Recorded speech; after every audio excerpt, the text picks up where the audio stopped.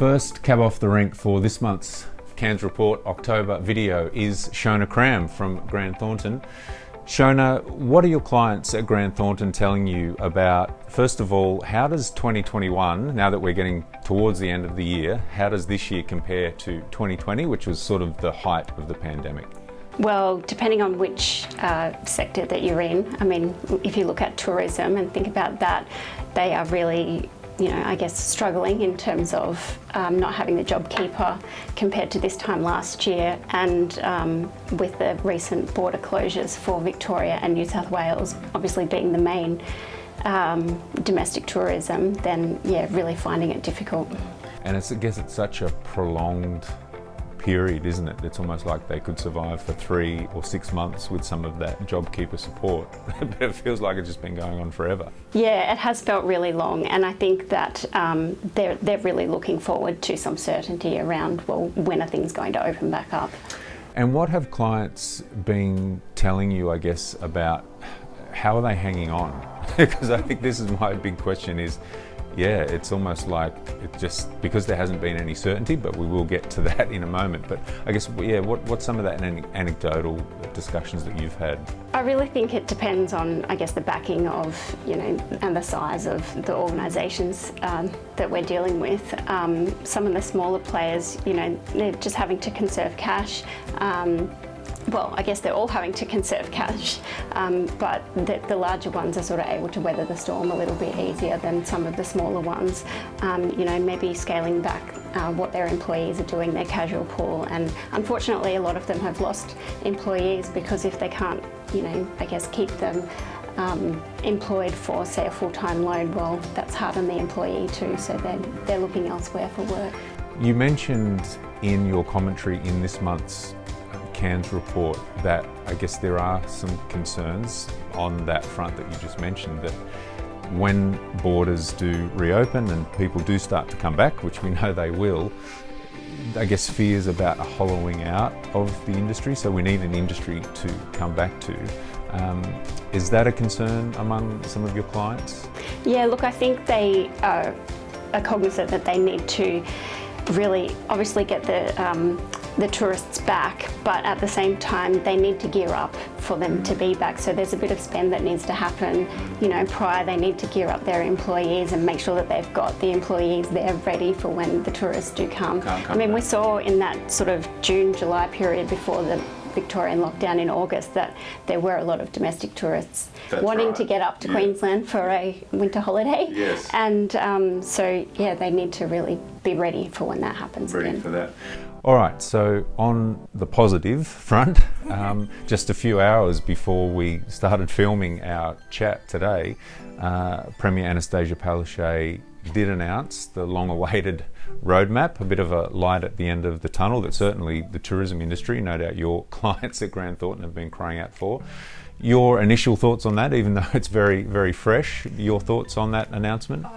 I'm really glad that there's some more certainty for our clients in this space, because I know that they've been lobbying for more certainty, I guess once hopefully it happens earlier than the actual, I think the 17th of December was the date that's been put out there. If it happens earlier, that will be great if we can get vaccinations up so that it can, but at least they've got something to work towards in terms of, getting ready for when everyone decides to come back. That's right, and open before Christmas is is the very good message, very good news. Shona Cram from Grant Thornton, thanks for your time today. Let's go and have a chat to Rebecca at Holding Redlich.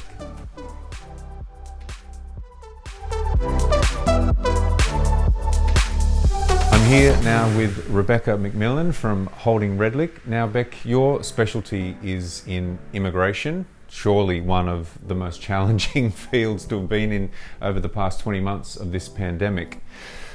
What has your 2021 been like for your clients here at Holding Redlich, but I guess also compare that to 2020?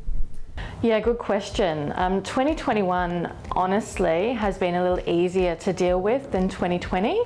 I guess the primary reason for that is we know what we're expecting, we know the challenges and the hurdles that clients have been facing with immigration and travel exemptions. Not a great deal has changed. The borders are still closed. No one can come in unless you've got a travel exemption. Last year there was a lot of uncertainty. The government was catching up and trying to, I guess, foresee what the problems were and try to find solutions to some of the challenges. So very, very big difference from last year. Getting into the end of this year, there's a lot of confidence in the business community. Get a lot of inquiries from overseas businesses looking to expand to Australia and New Zealand. Not that we do New Zealand work, but the questions are there and they're wanting to open an office here. And it's then navigating the challenges again of visas, travel exemptions, when will borders open, all of those things. So I think next year will be the more uncertain again with what are these borders doing. Yeah, great. Okay.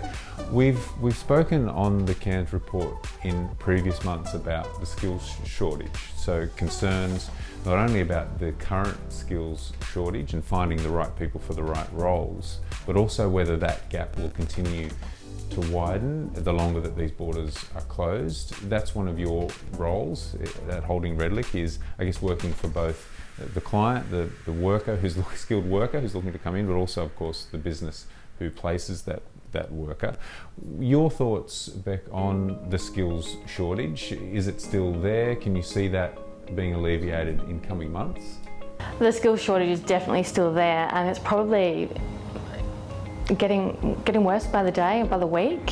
There's still a lot of people choosing to leave, or visa applicants who are coming to the end of their visa and don't actually have any opportunities post that.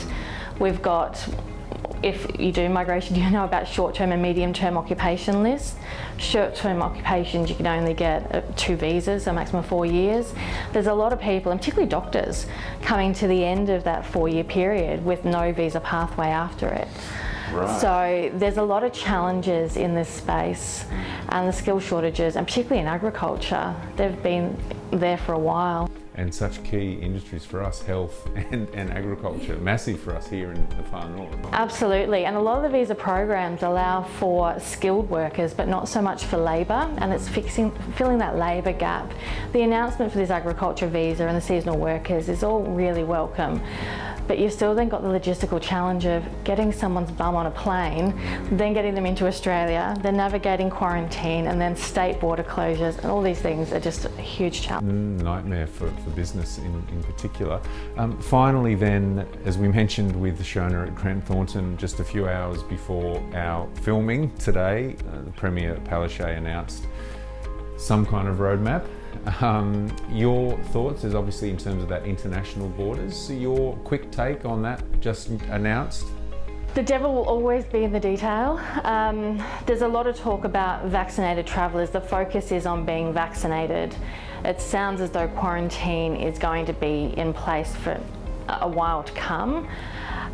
It's welcome news. I think it's great that they've actually come out with an announcement and a plan for what will happen at 70, 80 and 90%, but there's still a lot of uncertainty about what it actually means.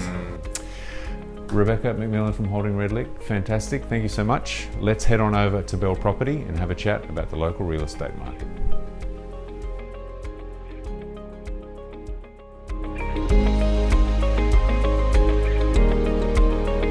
So the Cairns market seems really buoyant at the moment. We're seeing that overall our demand seems to have increased quite a lot in a reasonably short amount of time. So sort of late last year we saw demand really ramp up, and that's carrying on through to right now.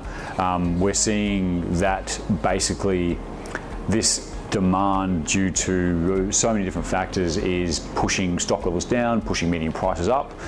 So I would imagine that the current growth we're experiencing is probably some of the highest we've seen in certainly this decade in this region. So really positive things at the moment. So I personally mainly trade in the Palm Cove market, and I would imagine that is one of the strongest ones right now.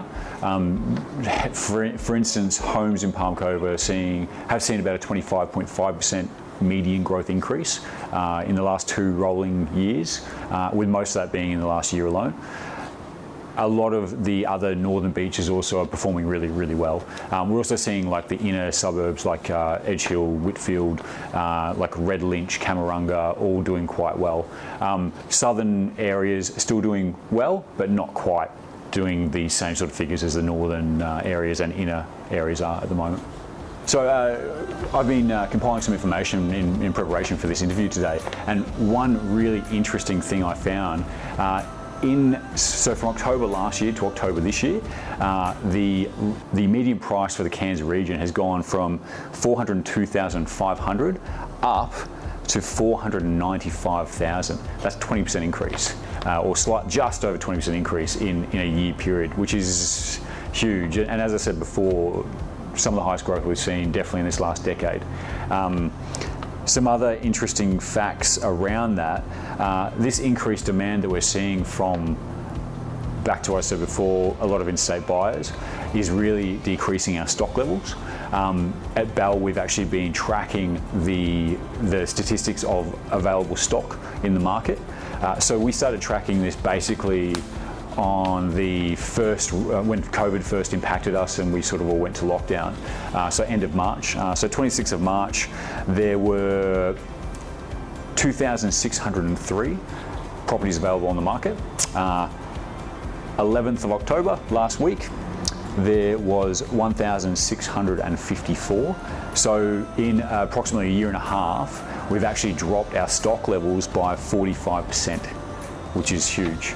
Now, factor in as well that out of the 1,654, currently 44% of those advertised are actually under offer. So that only leaves just over about 1,100 actual properties available, which is sort of getting towards a third of what was available previously. And I'm seeing this in the markets I trade in as well, really similar sort of statistics, certainly down by nearly 50% in some markets. So that in itself, the lack of stock is pushing prices up because you've got increased competition around properties that are available. So generally just a very strong market in Cairns at the moment.